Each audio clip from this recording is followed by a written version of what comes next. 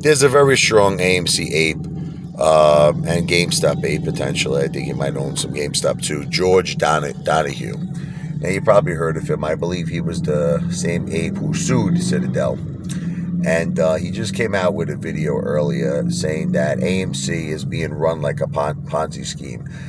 I came out with a very, very similar video maybe 2 or 3 months ago, and I got my head bitten off over this. But like the apes always misunderstand what the Apefather says. I'm not saying that it's a scam in terms of what we're doing, the retail investor. We're buying, we're holding, we're doing everything lawful the American way. But there are people on the inside that are running this like a Ponzi scheme. And this is what I always try to make my point with that. But no matter what I say, apes get very angry with me. And it's not just limited to Ken Griffin. Like I know he's pointing out Ken Griffin and obviously, the use of synthetic shares, how he's using shares that don't exist, okay, to obviously short this stock to the oblivion. And he seems to have an unlimited amount of these shares, and nobody cares. He doesn't have to report this to no one. He doesn't have to report his synthetic shares holdings to the SEC, to FINRA, to the DTCC, to nobody.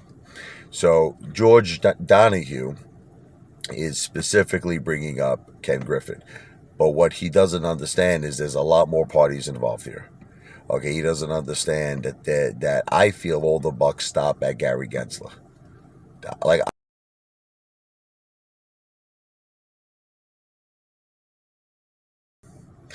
I'm sorry when I get a call, there's silence. I feel all the bucks stop at Gary Gensler because Gary has to know. Okay, he's the police. He's the SEC chairman. He's got to know what's going on with Citadel. He's got to know what's going on with the manipulation and the corruption. But the fact that he's not taking action, that's what bothers me. Because he's the police department. He's the one who's supposed to have the retail investors back. Now, I understand recently he's saying that he wants to ban payment for order flow. It hasn't happened yet. Let's see. If he does that, that will be a step in the right direction. The next thing he needs to do is ban the dark pools. Then I would start getting on Gary Gensler's good side. I'd be like, go Gary. But until then, I still call him Gary the Gensler. He's under the table, blindfolded with the ball in his mouth, allowing corruption to take place, allowing manipulation to take place, and not doing his job. And it's alleged, who knows, maybe he's on the payroll. I can't prove it. But obviously, just like Janet Yellen, I mean, she was making $200,000-$300,000 for her speaking arrangements with Citadel. There's a lot of people that are making a lot of money. There's a lot of people, even, it goes as far as the New York Stock Exchange. I remember I heard about Kelly Loeffler and her husband, what's his name? I believe it's... New text message from Sophia's cell phone. What's his name? Speechman. I think it's Jeff Speechman, I believe. If I'm wrong, forgive me. I'm a little tired, but he's the chairman of the New York Stock Exchange. Ken Griffin was giving very large donations to Kelly Loeffler's campaign. When she was running, obviously in the state of, I believe it was Georgia, okay, for office. And, it just has to come to an end. But the thing is, there are too many elites involved in this. There are too many people that, for whatever the reason is, are putting a stop sign on our success. Now, should this be something that we should get discouraged? Absolutely not. The Apefather loves fighting.